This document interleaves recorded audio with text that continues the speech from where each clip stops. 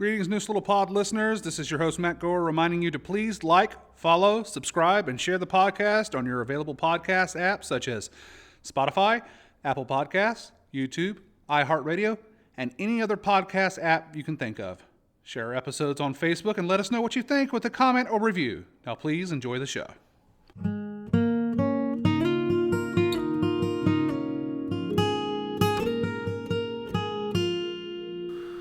Good evening and welcome to Neuse Little Podcast. This is an audio program talking about the backstage antics and stories of running a small town community theater on the banks of the Neuse River located in Smithfield, North Carolina. We lovingly refer to the old girl as the Hut. We hope you enjoy. Good afternoon and welcome to Neuse Little Podcast. We have, as always, a very special show for you. We are in the month of January, and that means we are working on our third show of the NLT's 49th season. We are well at work. In fact, we were working today. We were actually working on the set with Steven, and he was not even yelling that much today, so it was quite pleasant. And we got a lot of stuff done, and I looked at Larry and Noah and said, why don't you be on the podcast? Because I was planning to have you guys on the podcast anyway. Let's knock it out today so you don't have to come back. So our current show is Lion in Winter, and we're working on that. So let me introduce two cast members from the Lion in Winter. These are, they're not new. One of them is brand new, but one of them has been here before, but it's the first time I've worked with them. And that is Noah Denton, who is sitting to my right. How are you, sir? Doing well. How are you? Doing well. Thank you for doing this. You played the part of John, and we're going to get into that all the way down the line. But first, let's introduce the brand new here, the young, the strapping, Larry Gray. How are you, sir? Yeah, let's go over that definition again. That was very good. Thank you. I'm doing well, and thank you for inviting me. Well, I appreciate you. I appreciate you guys coming out to work on the set. That means a lot. And I appreciate you guys being on this podcast. And then third, I have, she is usually on here as a director, sometimes an actress, but this time as a costume designer. And Stephanie Veren sitting across the table from me. How are you, Steph? I'm doing very well. Thank you for having me on. All right. So as I mentioned, it's Lion in Winter, and I'd be remiss if I didn't share those dates with you. The Lion in Winter by James Goldman goes up at Neuse Little Theater February 16th, 17th, and 18th. That'll be the 18th being the 3 o'clock matinee. Be sure to call for that one. That always fills up fast. And then the following weekend on the 23rd and 24th. All shows start at 8 p.m. other than the 3 p.m. matinee, unless otherwise noted. And you still got to call. You got to call 919-934-1873 and make your reservations to make sure you get your seat for this. Everybody wants to call it a drama, but it's really a comedic drama, family drama. Then we're going to get into that here. But first, I also wanted to mention that Neuse Little Theater will be holding auditions for our fourth show of the 49th season, and it will be Unnecessary Farce, directed by Tony Pender. And auditions for that will be on Monday, February 19th and Tuesday, February 20th. So if you want to come out for this, it says it all in the title. It's a farce. It's a lot of doors on set, lots running around on stage. Yeah, and even some people in our cast are intimately familiar with this show. You said you stage managed that show? I did. That was the last show I stage managed before moving to this area. So. Awesome. We're going to get into that here. But first, I want to talk about costuming because initially I knew I'm directing this play, and I knew that I didn't want a complicated set because I had done several shows in a row, Explorers Club, Clue on Stage, not the musical, but that at BLT, and The Man Who Shot Liberty Valance. All of those sets were quite complicated, and it was very elaborate, and I knew I wanted something pared down. But on the other hand, I knew that I needed probably more elaborate costumes than people rummaging around in their closets and looking at or renting something. So I knew Steph is an excellent seamstress, and I knew she knew the period very well because she's an amateur student of history, as am I. And so we could bounce ideas off each other easily. So let's talk about that a little bit, Steph. What did when I asked you to do, because you serve as producer as well, when I asked you to come fully on board and do these costumes, what was your reaction to it? Were you like, oh God, now I got to do this, or is it an interesting challenge for you? I was excited. I've always been fascinated with the medieval costuming. I watch a lot of what is called costuming on YouTube. Enjoy those costumers, and a lot of them talk about making kirtles and doing the Renaissance fairs and that sort of stuff. So I'm fascinated with trying to do it. I understand it. Let's see if I can execute it. I know I can. I do have some store-bought patterns, but some of the undergarments and that sort of stuff are being totally made by cloning a shirt that they already wear and going from there. Yeah. Just to let you know, the year that the play is set in is 1183, so we're way back there. They're just figuring out how to build structures, and so barely out of the Dark Ages. But don't worry, the bubonic plague is just around the corner. So during this time, it's kind of you don't have all the material you have like for the Renaissance era and the Victorian era, all this information and photographs and pictures and paintings and stuff like that, because artists are subjective with their painting, and so what they draw or paint in the actual portrait, that the few that actually survive, might not be necessarily true to life. And so I was okay with kind of doing an impression of what those costumes might be. We talked about this today, and you nailed it on the head. I was like, I didn't want the costumes to be frumpy, and what I meant by that is I didn't want it to be biblical. I didn't want it to look like Joseph in a Christmas pageant. I didn't want the costumes to be very front, because I've seen a production that it's just like these costumes look thrown together at the last minute, and I don't want that. And luckily, I had to have you, Steph, to be totally in charge of that, because it's an area where I'm definitely not as versed as you are, or a lot of other people. I know Laura Parker in Raleigh is excellent at it also. Did you have to do any research when it came to the costumes or stuff, or were we just going on the impressions? Because to be fair, the actual play is all historical fiction. None of it actually happened. So it's all kind of, the play itself is an impression. So I did look at historical paintings that are available from that age. I did look up some portraits of Henry II and Eleanor of Aquitaine and Richard the Lionheart. I did look up portraits of them, and I'm going with an impression of those paintings, but not direct copies. Yeah. So let's talk about some of the clothing the ladies wear, because that's kind of a little bit more challenging when the guys wear. You were for Eleanor of Aquitaine, she's well known in history as being this very tough woman but also very much a lady. And I compare her to the Queen of Thorns in Game of Thrones, for those of you that are Game of Thrones fans. But the headdress you have made for her, what were you saying that material was made out of? That's going to be a gauzy veil. The actual upright portion of it is probably going to have to use buckram of some sort to give it that structure that it needs. But yeah, that's going to be my biggest challenge, is that headdress. Yeah, and I felt it was important for her character. It's her armor almost. And speaking of which, and it should be mentioned, the historical facts we do have about Henry II that mesh with the play is the fact that he was an ungaudy king. He was very simple living, and so we translated that idea into the crowns. He has a gold crown, but it's not gaudy at all. So when creating Henry's outfit, the ungaudiness of it all, that played into it, right? It did. His does not have a lot of the embellishments, the gold and the metallic threading through it that the other costumes will have. Mm-hmm.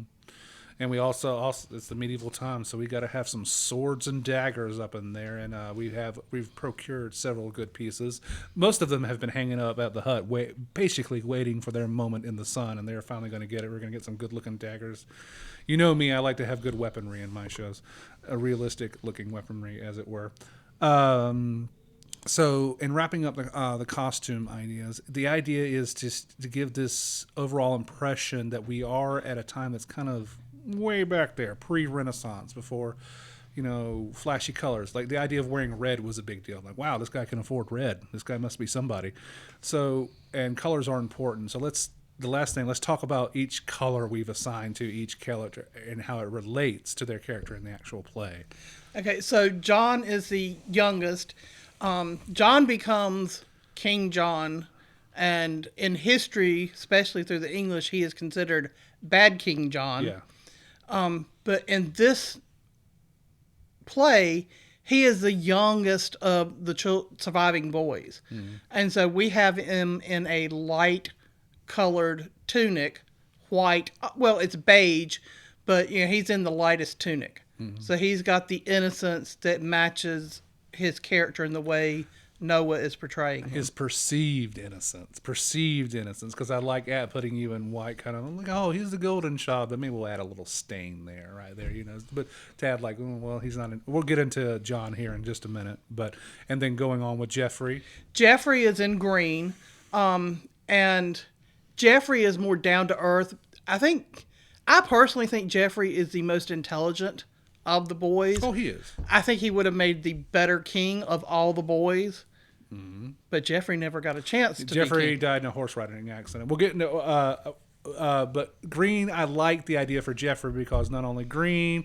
I think in literature, I think green has been associated several times with intelligence, but mostly it's also associated with envy, and he is envious of his two brothers, Yes. both of which get to be king. Randall Lawrence Hurt plays Richard the First, and his color is red and striking. Whenever you saw that line, you always saw that red. And yes, my Game of Thrones fans, yes, that is a total copy of the Lannister sigil. So you got me there. You can. That was me. So I wanted that lion and the red, and it just seems regal. It just screams kings and queens to me. So you can roast me over the fire for that one. But what about Eleanor, Stephanie? What kind of... Eleanor is in a light blue kirtle with a bright blue velvet belote. And that's, for anybody that knows, that is the gown that has the really long flowing sleeves. And so that will be Eleanor's costume. And then she's got her crown in her head veil and cap. Yeah, and it is Eleanor of Aquitaine. I know that's you can accuse me of being a little bit on the nose there of her having her in blue, but I thought more blue. The word calming comes to mind, even though I wouldn't say she's necessarily always a calming presence. She's never rankled unless you really get to her, and that just screams blue to me. And it also, I just worked with Kathy on Clue. And she was Mrs. Peacock, and I know she looks good in blue. So there you go. And then finally, let's talk about Philip. Philip II, played by Larry here. We'll talk about Philip, the character, in a minute. But Philip, I wanted a contrast from King Henry because he is a French king. And so I thought naturally he'd be a little bit more gaudy because they care a little bit more about that. And so what have we chosen for Philip here? Philip is in a all black with lots of gold trim. I got the trim in the other day, and I went, "Oh yes, this is very magpie," and showed it to Larry today, and he went, "Oh yeah, I like." Yes. And Larry will also have the in crown in comparison to King Henry's. His will be much more bejeweled.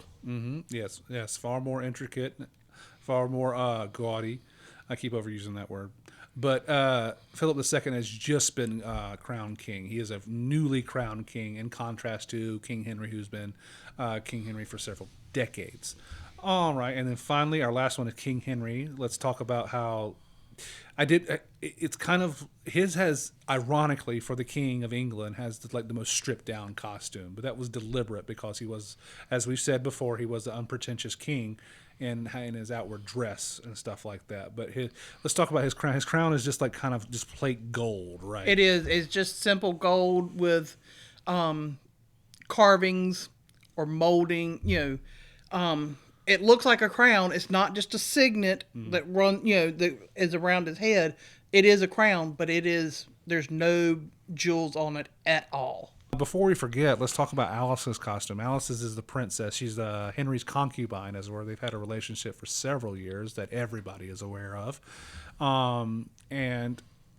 She actually we get to see her in not undress, but see her in her night clothes, I guess is Yes. the right term. Yes. So get into In her chemise. Yes. But also the dress she wears is also, I wanted her to look like, I didn't want her to look like the chick from Frozen. just not the Disney cosplay princess route. But talk a little bit about her costume, her formal gown. Yeah, her formal gown is a gold jacquard designed fabric. It is very beautiful, bright yellow gold. And it's just going to be huge, I won't say huge skirt, but it's a flowing skirt. It's fitted at top like most kirtles were back then. And then she will have a very much simple headdress. We won't see much of Kathy's hair as Eleanor of Aquitaine, but Abby will have her hair tied up a little bit. But in Act 2, her hair, beautiful red hair is down and flowing. But she has the most beautiful crown I have ever seen in my life. That thing is just packed with multicolored jewels. Yeah, we're looking forward to displaying that for you guys. It's going to be something to see. These costumes are something that's a lot of work has gone into it, and a lot of work has gone into the set as well. But we already have the walls up this time, so we kind of had a head start. So thank you for that work, Stephanie. I appreciate it. All right. You guys have been waiting patiently. I appreciate it. But let's talk to the boys here. Sometimes we have the full cast on the show if we can, but we have limited mics, and if there's a big cast, we just can't get everybody because also it's an audio format, and people forget. They're like, who's talking again? Who's this guy?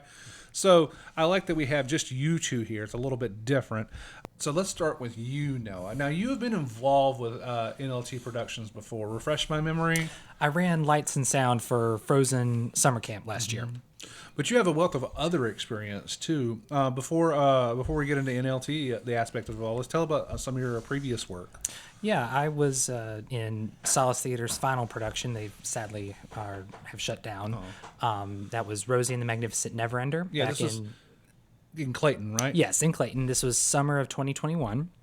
And before that, I did stuff not in school because I was homeschooled, but with another Christian theater in Garner called Spiritual Twist, and just some other gigs wherever one came up. Because you said you worked backstage at Theater in the Park. I was running crew for Theater in the Park's production of Inherit the Wind. That was also last year. So I saw that production. It was a very good production. But you had a story. Abigail Jordan plays Alice in this production, and her father was in Inherit the Wind.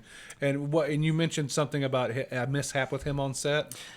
During one of our first tech rehearsals, we were setting some light cues up, and bless his heart, he crosses the stage when it's completely dark. He trips over the witness stand and he busted his eye. He did? He had a Yes. black eye?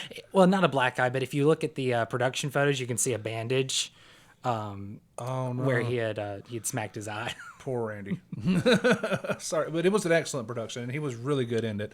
I liked how it was kind of in the round. Not quite. It was Three-quarter three thrust. quarter. Yeah. But yes. So, what brought you here to NLT to audition for this play?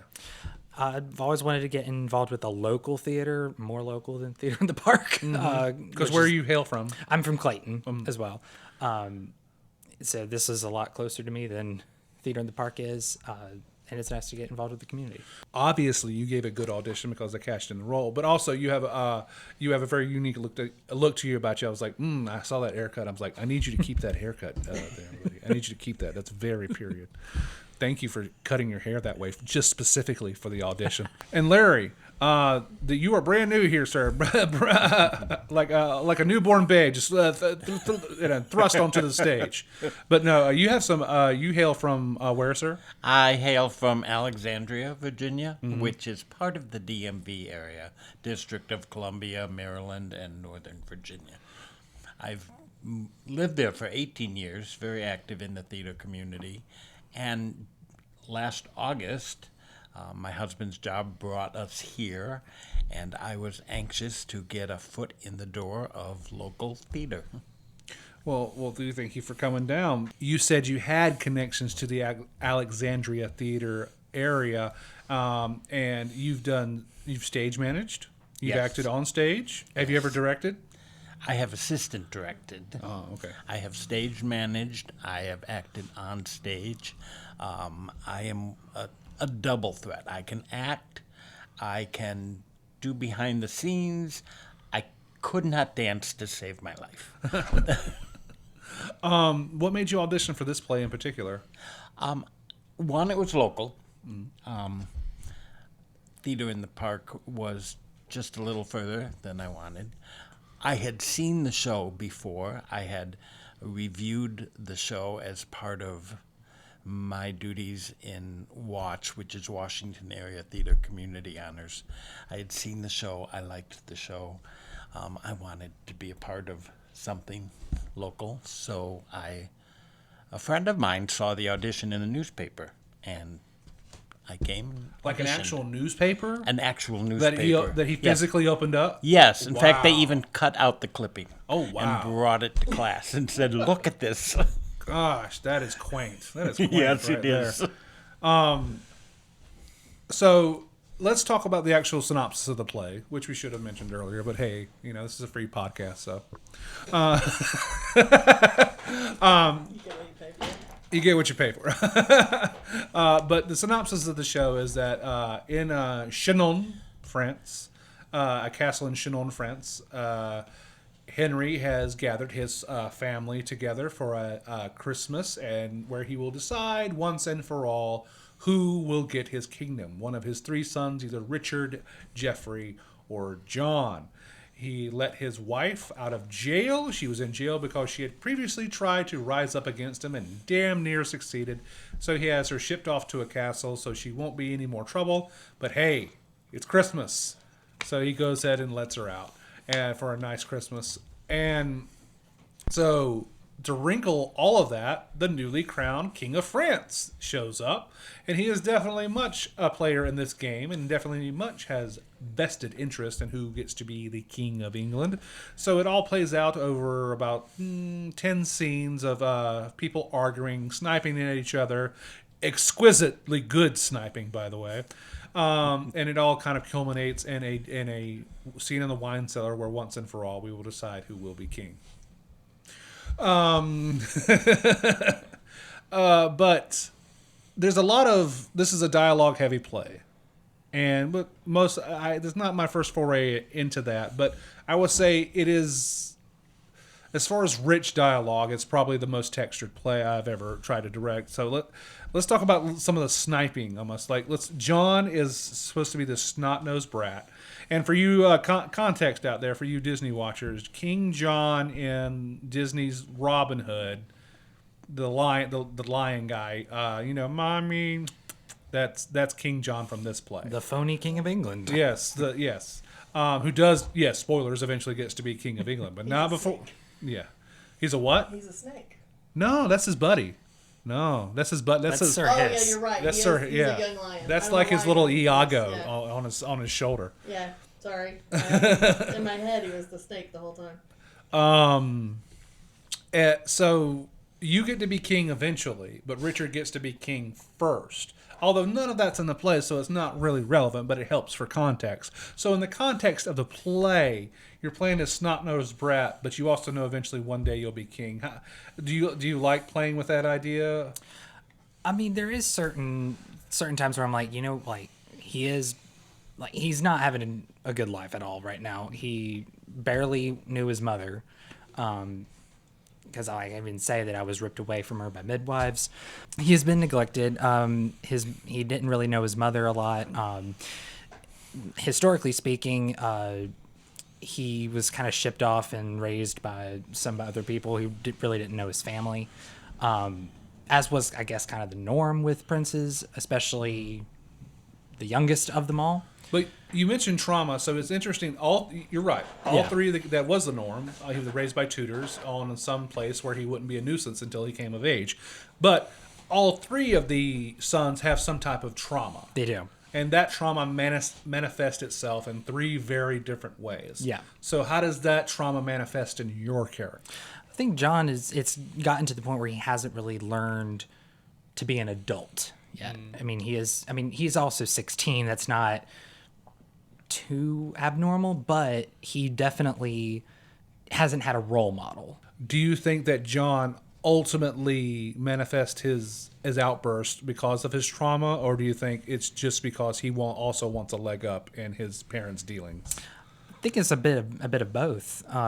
He, like I said, he doesn't really know how to act, so he's acting the way that he perceives is acceptable in that moment, and in many cases, it kicks him in the butt.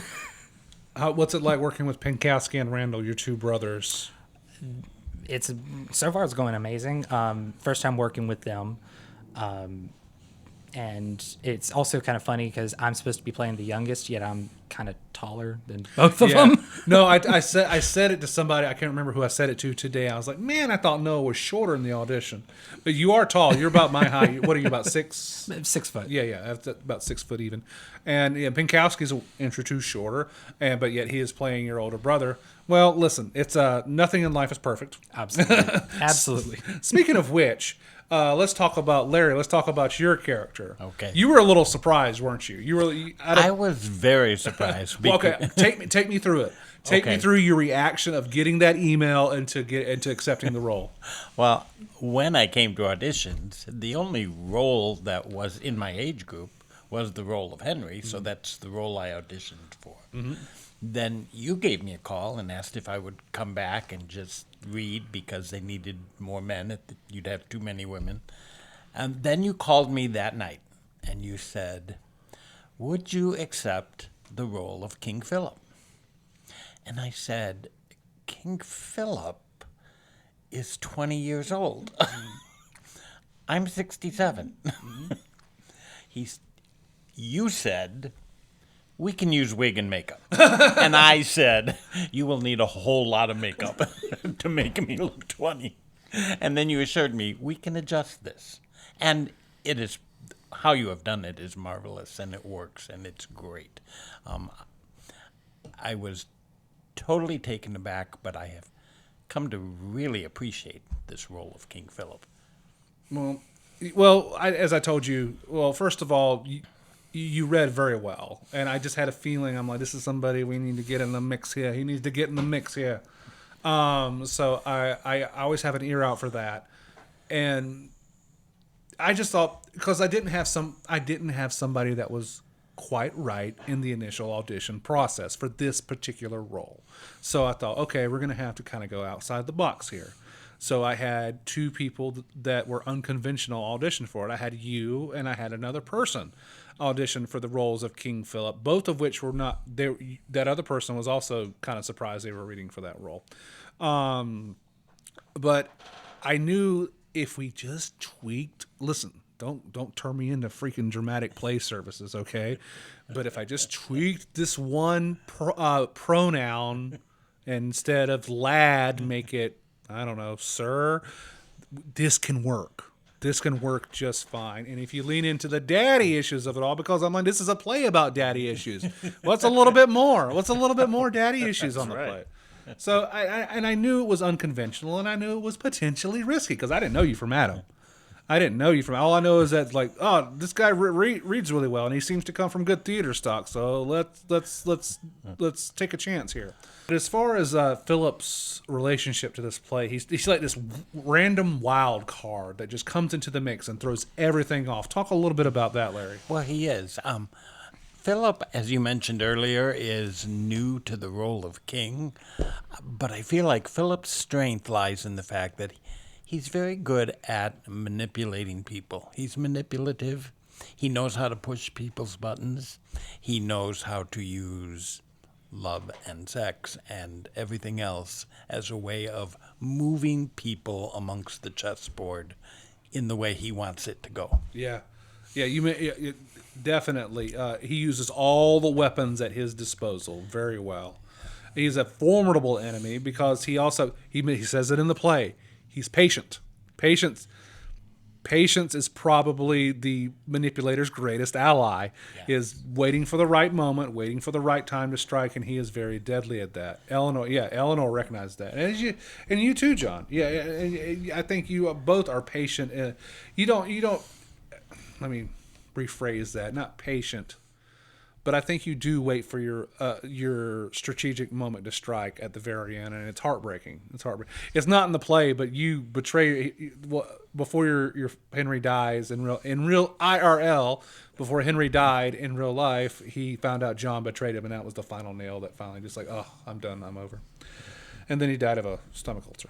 Let's talk about the ladies. I wanted to have Kathy or Abigail here to be a part of our cast because another woman's voice is always a good thing, and I wanted to have that representation. But unfortunately, we tried to do this short notice, and they couldn't quite make it. So, sorry. Next time, promise.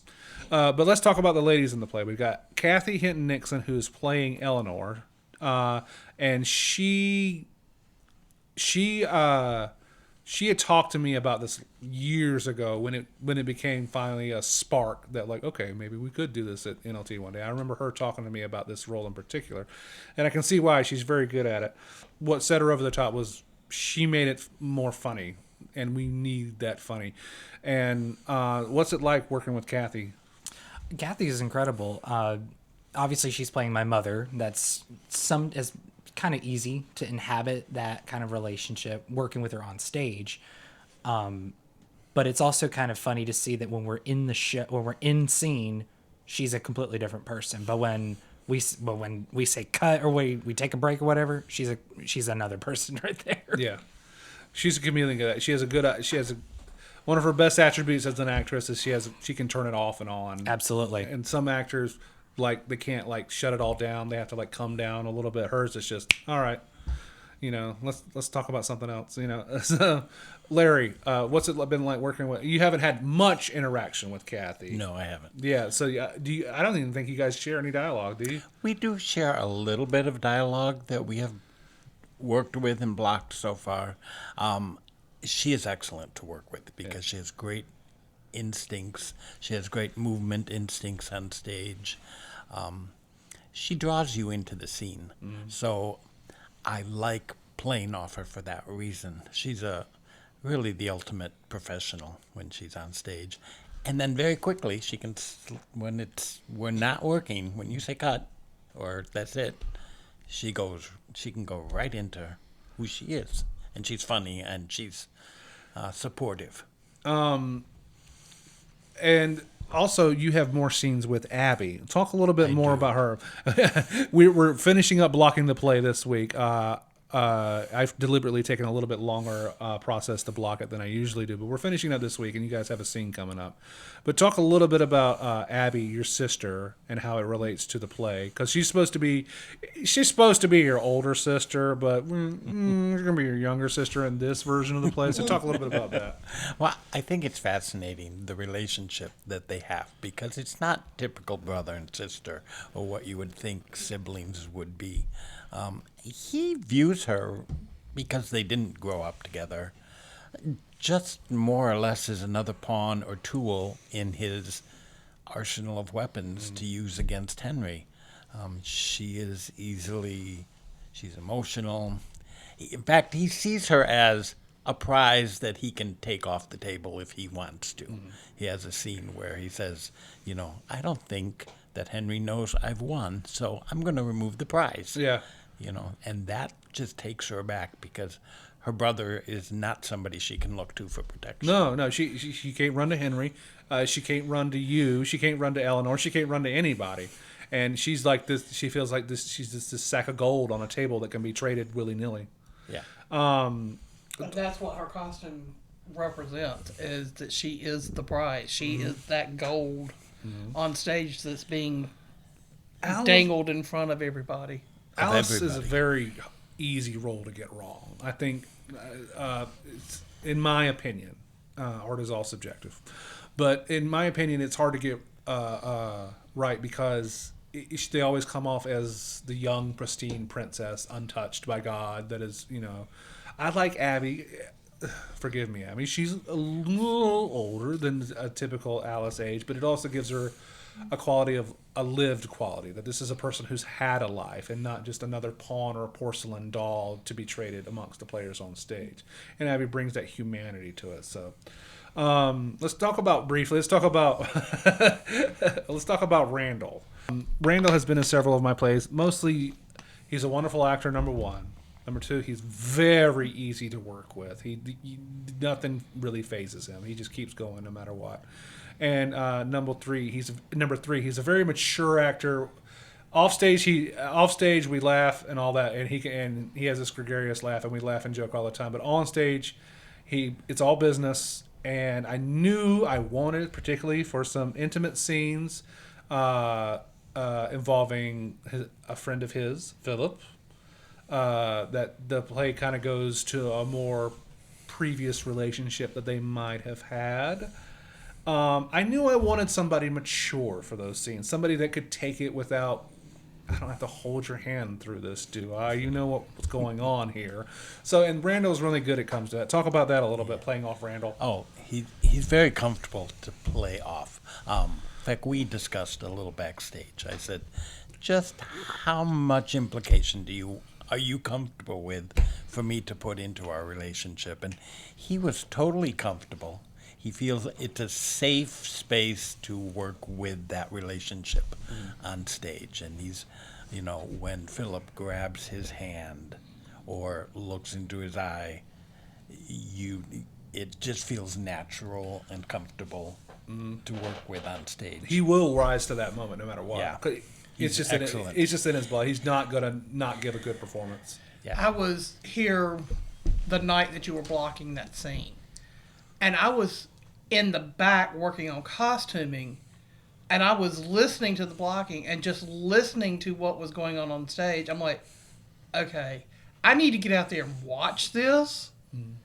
I never did make it out there, so I'm excited at some point to be able to get out there and actually see the scene being worked. I'm glad you said that. They do have a previous relationship that is discussed.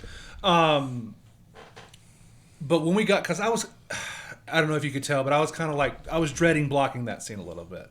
I wanted to also give it the care it deserved. I didn't want to be, but also after we blocked that scene, it truly felt like a huge weight had been lifted off our shoulders. Like, it's going to be okay. Yeah. It's going to be okay. This scene works. Well, even for me, while you were blocking it, I am a gay man. How much of that do I bring to the scene and not be distracting or not be that's the focus of the play? Right. Because it's not. Again, Richard was so comfortable. That comforting presence helped a lot for me to feel comfortable to let down my guard and just play that scene for what it was. Yeah. It's more intimate than anything else. Yes. We've never seen Richard be close to anybody. No. And then in this scene, all of a sudden, like, whoa, this guy's, are y'all friends? Are y'all friends? So, but it's a very interesting scene to play, and there's a lot to it, and I can't wait for an audience to see it. How do you enjoy playing off of Randall, him being your bully older brother? Well, it's also that dynamic is interesting for me as well. Randall's fantastic, but for me, I'm having to look up to him as the younger brother. I'm the oldest in my family, but he just naturally is that like older. Like, yeah, I completely predate you, so. And there's the scenes where he is like, bullying me and like intimidating me. I'm like, dang, he's intimidating. It's very, very interesting to see that come to life. He doesn't. He brings a lot of bluster to the role, and we've worked together to try to find a happy medium on that, because there is a, that as an actor, a dramatic actor, you just want to go all Al Pacino sometimes and over the top, and we're trying to rein it in a little bit. And I remember there was one scene where Richard finally lets out the bluster, and he finally goes full bore and yells at Henry and yells at his father and tells him everything he's wanted to tell him. And then Tyler comes behind him and tries to out-bellow Randall. I'm like, buddy, You're not going to do it. You're not going to out-bellow Randall. So we need to take a different approach to this particular part of the scene. And so it needs to be not anger. It needs to come from somewhere else. Logic, cold, hard logic. That's Jeffrey. And then with you, it has to come from entirely an emotional response. Yeah. A child not getting what he wants. Not calculated. So finally, let's talk about Tony before we wrap up here. Let's talk about Tony, King Henry himself. Now, Tony, He was in Never Too Late here, but he usually directs here. So getting him to audition for this show was quite a boon and something I was looking forward to seeing. And he hasn't disappointed. Talk a little bit about working with Tony. Oh, Tony is incredibly talented, incredibly professional, really envelops his role. He made it very comfortable for me to work with because Philip and Henry they're adversaries, but there's also a lot on Philip's part of resenting Henry for what he feels Henry did to his father. And it's even subtly implied that Henry and Louis may have had a relationship much like Philip's and Richard's. And Philip resents that and hates him, says, "You made my father feel weak. And so there's this kind of pull and tug between them. And Tony makes it so incredibly comfortable to work with that on stage. I'm incredibly fortunate to have this cast. I really appreciate these actors giving their time and effort to come bring this play to life. And we got about 3 weeks to go, but we are working hard on that for you. And I'll say the dates again before we sign off here. The dates for Lion in Winter, the third show in the 49th season at NLT, is going to go up February 16th, 17th, and 18th. February 18th is Sunday. That would be the 3 o'clock matinee. And then we have the next week, which is the 23rd and 24th. So call 919-934-1873 to get your reservations in. We anticipate this show to do well, as we anticipate all our shows to do well, but it's always a good idea to call and reserve if you're planning on coming out. Don't leave it up to chance. Millennials and Zoomers, I know how much you hate talking on the phone, and I know how much you hate listening to voicemails. I am guilty of that. I despise listening to voicemails. But it's better than talking to a person. But it is better than talking to a person. And yes, I too have that anxiety. I promise you, it is very easy to call and reserve your ticket. But having said that, we are working on online options. And our 50th season has been chosen. It is going to remain secret for now. We'll unveil that however the board sees fit. That might be on the podcast. That might not. We'll see how it goes. But it has been decided. Directors are being discussed, and we think you will have a good time with the 50th season. It was a labor of love. We did something different this year. You were going to say something, Stephanie? I was going to say it was an audience voted season. Yes. So we're hoping that they very much enjoy their choices. That's right. We sent out a vote to the membership, and they came back with the votes, and those are the 5 shows we went with, and they will be unveiled very soon. They are all shows we have done at NLT before, so there's a little hint for you. Thank you to Larry and Noah and Stephanie for being on the podcast today. I know it was last minute. I had all 3 of you here. We were working on a set. Stephanie was in the back working on costume. I'm like, well, let's knock out the podcast. And let's just kill 2 birds with 1 stone here. So I appreciate that. Thank you for inviting us. Yes, thank you. Do you have any final thoughts before I take us off the air, as it were? I want to say, if you've heard this podcast, tell people about it. Buy tickets. Tell people about it. It's a fascinating show. You won't want to miss it. See, I told you this Larry guy's a keeper. I told you. I have a 6th sense for that. Yeah, just come see the show. Thanks, Noah. No, but no, in all seriousness, you showed up for 2 build days, and I really appreciate that. Like, sincerely, that is something that is needed around here. Absolutely. So please come back. Even if you're not in a show, you can still come help us build the set. It is okay, we promise. We'll teach you how to use a hammer. Yes, and if you're new, Steven's even nice to you for a little while. So you get that added bonus, too. All right. Thank you all. Thanks to Mita for doing this podcast, for running home and getting that Sims card. I appreciate it. And for Neuse Little Podcast, I am Matt Gore, and we'll see you on the next episode. Credits for the show. Your host and creator is Matt Gore. That's me. My producer and editor is Mita Toole. That's me. Music is by Cody Walker. Please go look up Cody on Cody Walker Music on YouTube, and he's also on Cody Walker Music on Facebook as well. He's local, so and he's got a couple of albums out. Easy listening, John Denver type of guitar voice. That Cody Walker. All right. Thanks for listening. We'll talk to you later. Bye-bye.